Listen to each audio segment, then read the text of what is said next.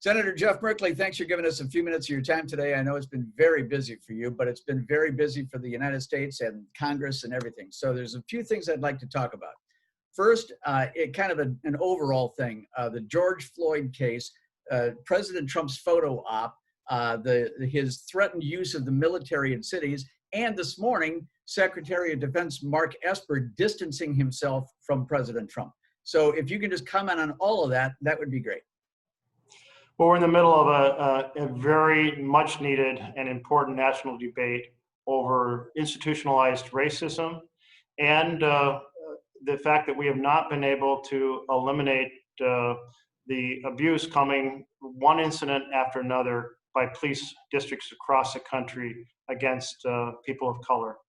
And this has to change in America. People are fed up, they're angry, and it's our responsibility to take this very legitimate injustice, this sense of indignation and frustration and anger with injustice, and create justice.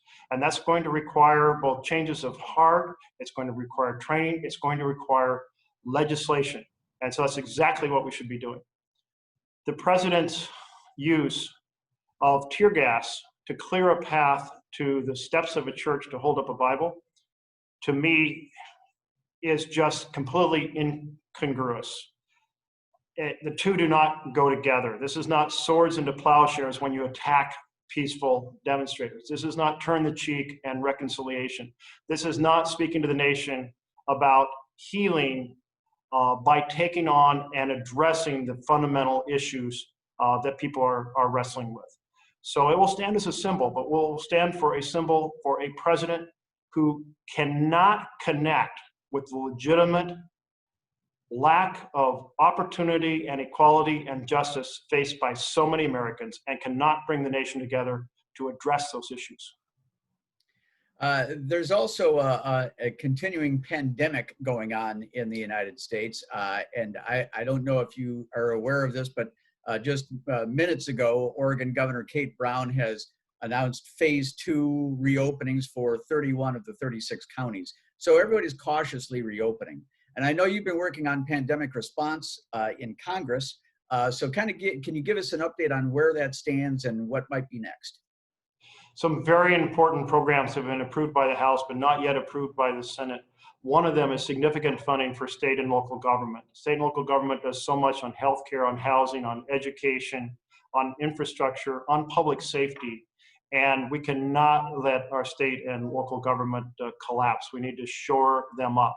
So that proposal in the Senate, or is past the House, has arrived to the Senate, but has not arrived on the Senate floor.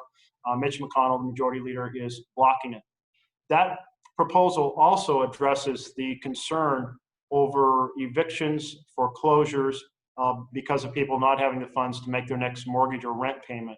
It has significant aid, a total of $175 billion to assist families that are completely between a rock and a hard place as a result of the pandemic. That's much needed. It also has a major program on testing and tracing. This is essential for us to be able to get ahead of this virus. China just proceeded to test over 10 million people within a couple weeks to really take stock of where they were in Wuhan and where the virus originated. And out of that, they found zero people, who had symptoms. And they had a couple hundred people they discovered who were asymptomatic. Well, that's very important because they can now put those people into quarantine and say, you're not going to be able to start a new infection. So, but that took extensive testing and we need extensive tracing. So we need these core programs to get on the Senate floor, to debate them, to deliver them, and to help America take this on. Senator Jeff Merkley, I know it's been very busy for you. Thanks for giving us a few minutes of your time, and best of everything to you today, sir. Tim, you're very welcome. I'm sorry about the delay. It's fine. Thank you so much.